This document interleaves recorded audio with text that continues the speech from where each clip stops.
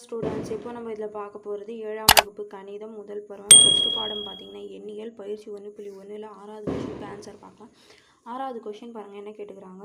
11 கூட்டல் 7 கூட்டல் 10 மற்றும் 11 கூட்டல் 7 கூட்டல் 10 ரெண்டு இதில் பாருங்கள் ப்ராக்கெட் தனித்தனியாக கொடுத்துக்கிறாங்க.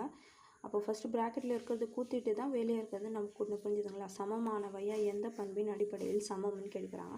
அப்போ ஃபஸ்ட்டு இது ரெண்டுமே நம்ம கூட்டி பார்க்கலாம். ஃபஸ்ட்டு சமமானு பார்க்கலாம். அப்போ பாருங்கள், இது கொடுத்துக்கிறாங்களே, இது கொஷின் எடுத்து எழுதுங்க. 11 கூட்டல் 7 ப்ராக்கெட் கூட்டல் 10 இஸ் ஈக்குவல் டு 11 கூட்டல் 7 கூட்டல் 10.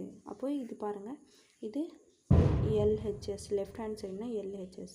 11 கூட்டல் 7 ப்ராக்கெட் கூட்டல் 10. அப்போ கூட்டினீங்கன்னா பாருங்கள், 11 7னா 18 கூட்டல் 10. அப்போ இது ரெண்டுமே கூட்டினீங்கன்னா 28.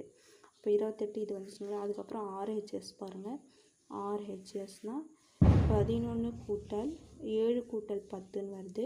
11 அப்படி இருக்கட்டும், கூட்டல் 7 10 கூட்டிங்கன்னா எவ்வளோ? 17.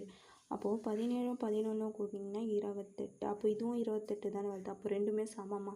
அப்போ ரெண்டுமே சமம்னா இது பாருங்கள், 3 நம்பர் கொடுத்துக்கிறதுனால இது சேர்ப்பு பண்பு வரும். முழுக்களின் கூட்டல் சேர்ப்பு பண்பை நிறைவு செய்து, அதனால் அப்போ இது ரெண்டுமே சமம் தானே. அப்போ என்ன எழுதுறாங்க? LHS is equal to RHS, ரெண்டுமே சமம். அப்போ கீழே எழுதிக்கோங்க, முழுக்களின் கூட்டல் சேர்ப்பு பண்பினை நிறைவு செய்கிறது.